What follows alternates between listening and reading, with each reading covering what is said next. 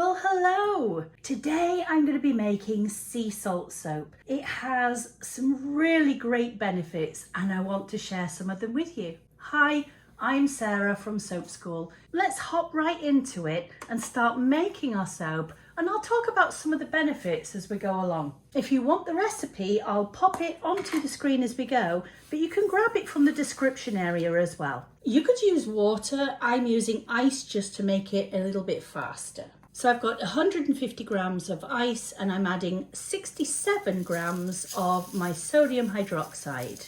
And we'll give this a good stir and make sure that all of this is completely dissolved before we move on. The next thing we need to do is to melt down our oils.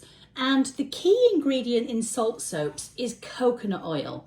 If we try and make salt soaps with lots of other oils, you'll get no lather because the salt really does deaden the lather. Whoop. I'm going to use 350 grams of beautiful coconut oil. Now that is a lot of coconut, and ordinarily we wouldn't use that much coconut, but in this recipe we are, and we're going to compensate by adding in a larger amount of excess fat, which we sometimes call a superfat. But it's not the only oils that's going into this recipe. Let's melt the coconut oil down and then we can add in all of our other ingredients. Now to that, I'm going to be adding 25 grams of avocado oil, and I'm also adding 25 grams of beautiful castor oil. And I'm using 100 grams of beautiful olive oil as well. Get all those gorgeous oils mixed together.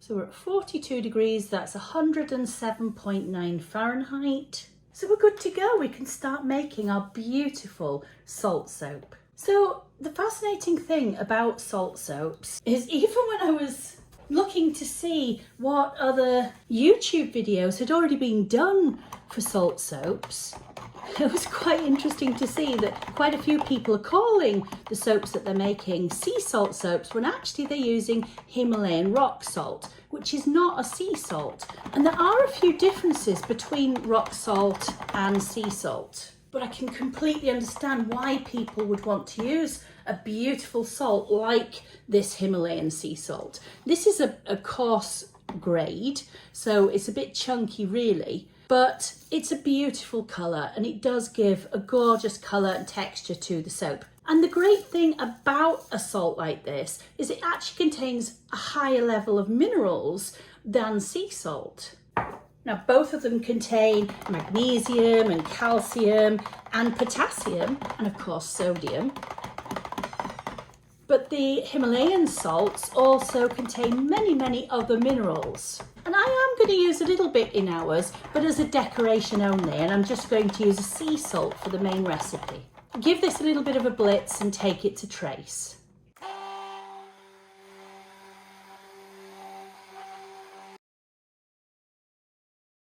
Now I don't want to over trace this because it's a really fast moving recipe.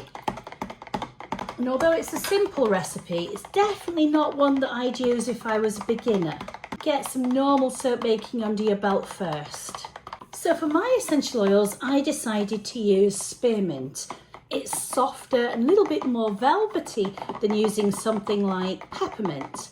And it smells beautiful. And I thought it would go really well with that sea salt theme. So now that our soap is almost come to trace, I'm going to add in our sea salt, and this is a fine sea salt. We're using 175 grams, and you definitely don't want to be using a stick blender at this stage. Really just work it in manually and get everything incorporated and mixed. It's lovely. And now we're ready for pouring this into our molds.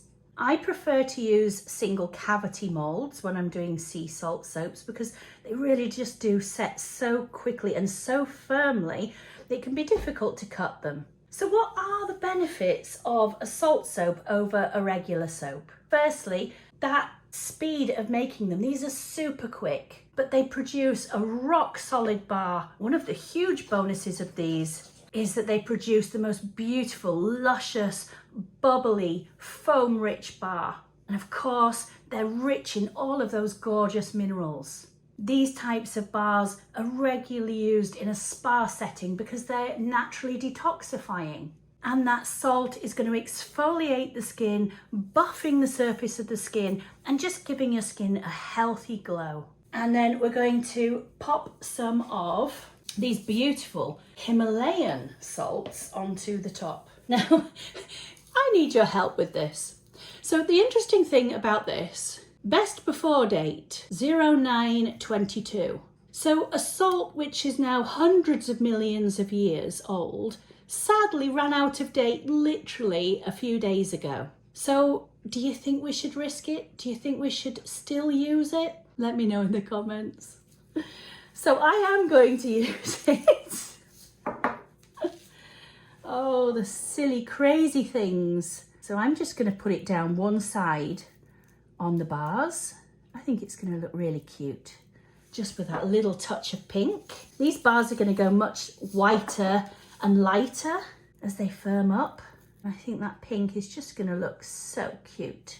Just a little bit of contrast. So I would love to know, have you ever made salt soaps before? And if you have, what type of salt did you use in your bars?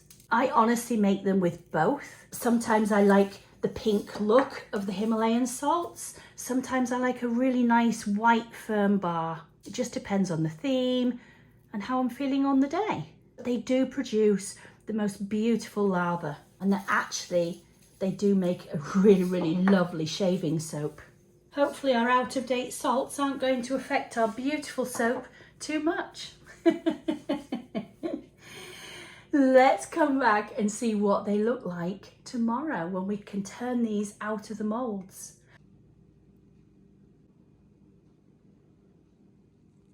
Well, they're done. Don't they look gorgeous? Really, really smooth finish to them, and they're lovely and firm. They literally just pop out of those bars. A few of those salt grains definitely not pushed in very well. And this really is one of the great benefits of making a salt soap, is that they just set rock hard really, really quickly. In fact, it's one of the reasons I don't like making them in loaves. I prefer making them in these individual bars, because if you do make these in a loaf, you have to really cut it within an hour and a half, 2 hours at maximum, because they just become so hard and brittle you can't cut them. That just looks so lovely. So remember, these are sea salt, and then I've just decorated them with that beautiful Himalayan salts. The smell from the spearmint is gorgeous, and I just think it really complements that sea theme. And there they are, my beautiful sea salt soaps. I hope that you enjoyed watching me make these, but even more, I really hope that you get the chance to maybe try this yourself too. I can't wait to see you in another video with me really, really, really soon. Bye bye for now.